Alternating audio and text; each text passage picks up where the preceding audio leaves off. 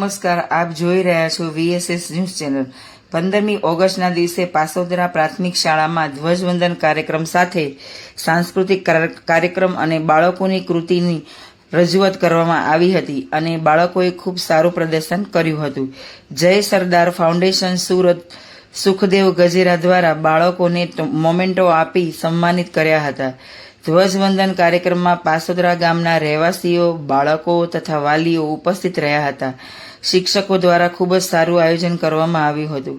Principal Riteshbhai ટંડેલે સૌનો આભાર વ્યક્ત કરીને 15મી ઓગસ્ટની સૌને શુભેચ્છા આપી હતી। VSS ન્યૂઝ ચેનલ રિપોર્ટ દીપકભાઈ દેવળિયા। મારી મમ્મી જેટલો મને પાસે રાખે છે એના કરતા વધારે તો એ એના મોબાઈલને પાસે રાખે છે। અને જો આવતા જન્મમાં તું મને માનવનો અવતાર આપવાનો જ હોય તો મને ઓફલાઈન મમ્મી આપજે કે જે મારા અને મારા પપ્પા માટે ગરમ ગરમ નાસ્તો બનાવે, મારી સાથે મસ્તી કરે, એવી ઓફલાઈન મમ્મી જોઈએ છે મારે। ફેસબુક અને સોશિયલ મીડિયાના માધ્યમથી સારો વિડિયો બનાવી લોકોને સારો સંદેશ આપી શકીએ છીએ, પણ આપણને મોબાઈલની એવી લત લાગી ગઈ છે કે એના વગર આપણે એક સેકન્ડ પણ નથી રહી શકતા। માણસ તેના પરિવાર વિના રહી શકે છે પણ મોબાઈલ વિના નહીં। મોબાઈલનો ઝાઝો ઉપયોગ કરવાથી માથાનો દુખાવો, ચીડિયો સ્વભાવ વગેરે જેવી તકલીફ થાય છે। યાદશક્તિમાં ઘટાડો થાય છે, છતાં પણ આપણે કલાકો સુધી તેમાં ટાઈમ વેસ્ટ કરીએ છીએ। તમને બધાને ઓનલાઈન ઓર્ડર કરીને જમવાની મજા આવે છે કે પછી પરિવાર સાથે બેસીને રોટલો અને કઢી ખાવાની મજા આવે છે? દુકાનમાં કરેલી શોપિંગમાં મજા આવે છે કે પછી ઘરે કરેલી ઓનલાઈન શોપિંગમાં મજા આવે છે?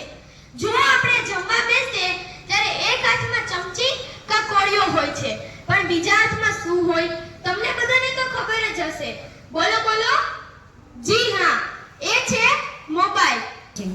આજના સૌ યુવાનોને મારી નમ્ર વિનંતી છે કે મા બાપને રોકટોક ના કરજો, તેને તેની રીતે જિંદગી જીવવા દેજો। જિંદગીમાં બધું જ મળશે પણ સાહેબ મા બાપનો પ્રેમ નહીં મળે। એટલા માટે કહું છું કે સાહેબ મા બાપના સદગુણને યાદ રાખજો। સાહેબ, આજનો કલયુગ એવો છે કે એક મને તો 4 દીકરા હોય પણ મને તો 4 દીકરા સમાન હોય, પણ કલયુગની સાથે ચાલતા ચાલતા હું એમ કહું છું કે તમે 4 મા બાપના ગળપણ પાડજો અને તેની લાકડી બનજો, પણ તેના ભાગ ક્યારેય નહીં પાડતા। કારણ કે સાહેબ, દીકરો મોટો થાય ત્યારે સારી છોકરી, સારી નોકરી અને સારું સંતાન થાય એટલે મા બાપને વૃદ્ધાશ્રમમાં મૂકી આવવામાં આવે છે। બધાની સામે મોકલા મને માતા રડે છે પણ રાત્રે તકિયામાં મોઢું છુપાવીને પડે છે તે સાહેબ પિતા હોય છે। રોજ આપણને સગવડ કરનાર એ માતા યાદ રહે છે, પણ જીવનની જીવવા માટેની વ્યવસ્થા કરનાર પિતાને આપણે કેટલી સહજતાથી ભૂલી જઈએ છીએ।